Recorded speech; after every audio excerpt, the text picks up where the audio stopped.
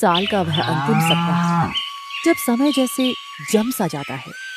हिमालय की गोद में बसे रुद्रपुर गांव में इस बार की ठंड साधारण नहीं थी। यह अनंत शीत का वर्ष था। हवाएं केवल चलती नहीं थीं, बल्कि वे चमड़ी को चीरती हुई हड्डियों के भीतर तक पैठ बना रही थीं। गांव की गलियां श्मशान जैसी शांत थीं, क्योंकि जो भी बाहर निकलता वह जम जाता। माधव की छोटी सी झोपड़ी चूल्हे की आग बुझने वाली है। काश इन लकड़ियों में थोड़ी और जान होती। बच्चे नीले पड़ रहे हैं। सवित्री, देखो, क्या पुरानी संदूक में कोई और कपड़ा बचा है? नहीं जी, जो था सब आरव और चुटकी पर डाल दिया है। खुद तो मैंने अपनी फटी हुई साड़ियाँ लपेट ली हैं, पर यह ठंड, ये तो किसी दानव की तरह हमें निगल रही है। तभी दरवाजे पर एक जोरदार दस्तक हुई। ये माधव का पुराना मित्र किशोर था। माधव, ओ माधव, अरे भाई, जल्दी दरवाजा खोल, वरना मैं यहीं पत्थर बन जाऊंगा। सेठ धनीराम ने पूरे गांव के मजदूरों को अपने गोदाम पर बुलाया है। सुना है आज वह सर्द राहत के पैसे बांटने वाला है। सच कह रहे हो? अगर आज कुछ पैसे मिल गए तो मैं बच्चों के लिए नया कंबल और भरपेट अनाज ले आऊंगा। सवित्री, दरवाजा अंदर से बंद कर लो, मैं किस्मत आजमा कर आता हूं। दोनों दोस्त घुटनों तक गहरी बर्फ में ढंसते हुए सेठ धनीराम की हवेली पहुंचे। वहां दर्जनों मजदूर खड़े थे। सबके चेहरे पर उम्मीद थी। चुप हो जाओ सब, तुम लोग यहाँ खैरात मांगने आए हो? देखो इस आसमान को, बर्फ रुकने का नाम नहीं ले रही। मेरा सारा व्यापार ठप है। मैं आज ही अपनी गाड़ियों के साथ शहर जा रहा हूँ। तुम लोगों के लिए मेरे पास न काम है न पैसा। पर सेठ जी, हमारा पिछला हफ्ता? कोई पिछला हफ्ता नहीं, जो अनाज तुमने एडवांस में लिया था उसमें सब बराबर हो गया। अब जाओ यहाँ से, वरना कुत्तों को पीछे छोड़ दूंगा। माधव के पैरों तले जैसे जमीन ही नहीं रही। उसे लगा जैसे उसकी आंखों के सामने उसके बच्चों के चेहरे धुंधले हो रहे हैं। लौटते समय किशोर ने उसे एक खतरनाक सुझाव दिया। माधव, एक ही रास्ता है, सेठ कालिया। वह पैसा तो देगा, पर वह शैतान है। दोस्त, जब आग घर तक पहुंच जाए तो कुएं का पानी खारा है या मीठा, यह नहीं देखा जाता। मुझे कालिया के पास जाना ही होगा। सेठ कालिया की हवेली गांव के सबसे अंधेरे कोने में थी। वहां की हवा में लोभ और भय की गंध थी। कालिया एक काली गद्दी पर बैठा हुक्का पी रहा था। माधव, मुझे पता था तुम आओगे। रुद्रपुर की ठंड बड़े बड़ों की अकड़ ढीली कर देती है। तुझे पैसा चाहिए? ले, ये 5,000 रुपए। आपका बहुत शुक्रिया सेठ। रुक, शुक्रिया बाद में, शर्त सुन ले। यह साधारण ब्याज नहीं है। अगले महीने की पूर्णिमा की रात अगर तूने यह रकम दुगनी करके नहीं लौटाई तो तेरा वह पुश्तैनी घर और वह बंजर खेत जिस पर तेरे बाप दादा की कब्रें हैं, सब मेरा हो जाएगा। मंजूर है?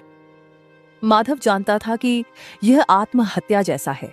उस बंजर खेत पर घास का एक तिनका नहीं उगता था, पर बच्चों की भूख ने उसके हाथ से अंगूठा लगवा दिया। अगले दिन से माधव पागलों की तरह वह उस शापित पहाड़ी की मिट्टी खोदने लगा। तभी उसकी कुदाल किसी बहुत सख्त चीज से टकराई। यह क्या है? पत्थर तो नहीं लगता। यह तो गर्म है, जैसे इसके अंदर कोई सूरज छिपा हो। वह उसे घर ले आया। रात में जब सब सो रहे थे, कुल्हड़ से एक धीमी गुनगुनाहट सुनाई देने लगी। सवित्री उठी और देखा। जागिए, ये बर्तन, ये बोल रहा है। जैसे ही माधव ने कुल्हड़ को छुआ, उसे एक आवाज सुनाई दी। एक प्राचीन गहरी आवाज जो उसके दिमाग के अंदर गूंज रही थी। मजदूर माधव, तूने मुझे उस अंधेरे से निकाला है जहां मैं युगों से दबा था। मैं अक्षय पात्र नहीं, मैं परिश्रम का दर्पण हूं। जो तू इसमें डालेगा उसका अनंत फल पाएगा। अगले कुछ दिनों में रुद्रपुर ने वो देखा जो सदियों में नहीं हुआ था। माधव ने कुल्हड़ में मुट्ठी भर सूखे बीज डाले और सुबह तक उसका पूरा खेत लहलहाती हरी सब्जियों से भर गया। सब्जियां ऐसी थीं जैसे उनमें से रोशनी निकल रही हो। पिताजी, देखिए, ये टमाटर कितने बड़े हैं और इनमें से तो खुशबू आ रही है। यह सब उस ईश्वर और इस जादुई कुल्हड़ की कृपा है बेटा। अब हम भूखे नहीं सोएंगे। लेकिन सफलता अपने साथ शत्रु भी लाती है। सेठ कालिया को जब यह पता चला तो उसका खून खौल उठा। उसने अपने जासूस भेजे और उसे उस जादुई कुल्हड़ का पता चल गया। पूर्णिमा की रात करीब थी, तभी रुद्रपुर पर महाहिमपात का हमला हुआ। आसमान से बर्फ के गोले गिरने लगे, बिजली ऐसी कड़की कि पहाड़ दरकने लगे। माधव की सारी फसल जो उसने जादुई कुल्हड़ से उगाई थी, इस प्राकृतिक प्रकोप के सामने टिक नहीं पाई। फसल जलकर काली पड़ गई। है सब खत्म हो गया। भगवान ने दिया और प्रकृति ने छीन लिया। अब हम सेठ को क्या देंगे? उसी वक्त सेठ कालिया अपने हथियारबंद गुंडों के साथ आ धमका। समय समाप्त माधव, देख तेरा खेत राख हो गया है।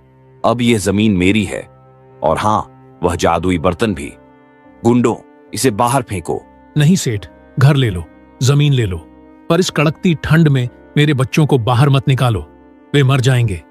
मरने दो, मुझे सिर्फ अपनी दौलत से मतलब है। बाहर निकलो। बर्फबारी में माधव का परिवार गांव के छोर पर स्थित एक गुफा जैसी झोपड़ी में पहुंचा।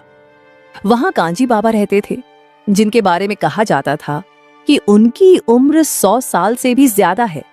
बाबा अपनी आग के पास बैठे थे। धव, रो मत। जो तूने खोया है वह सिर्फ मिट्टी थी।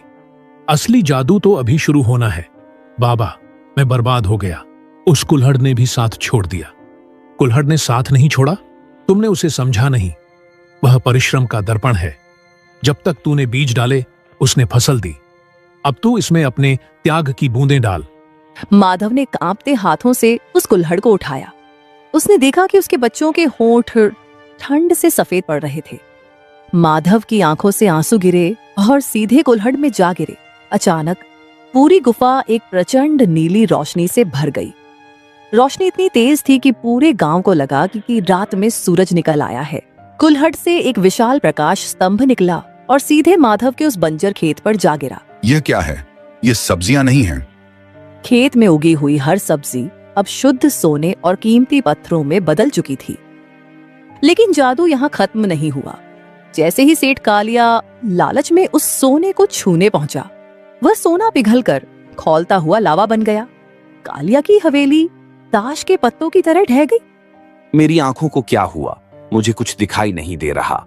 मेरा सोना, मेरा पैसा। कालिया, जो दूसरों का घर छीनता है, नियति उसका अस्तित्व मिटा देती है। अब तू अनंत अंधेरे में भटकेगा। माधव ने उन जादुई रत्नों का उपयोग अपने स्वार्थ के लिए नहीं किया। उसने गांव में विशाल पाठशाला, अस्पताल और ऐसे घर बनवाए जो जादुई गर्माहट से भरे थे। कांजी बाबा उसी रात ओझल हो गए, पर गांव वालों का कहना है कि वे आज भी ऊंची पहाड़ियों पर बैठकर गांव की रक्षा करते हैं। सवित्री, देखो, आज रुद्रपुर में कोई भूखा नहीं है, कोई बेघर नहीं है। और इस तरह वह कड़कती ठंड रुद्रपुर के लिए एक वरदान बन गई। आज भी जब दिसंबर की रातें लंबी होती हैं, लोग आग के पास बैठकर माधव और उस जादुई कुल्हड़ की कहानी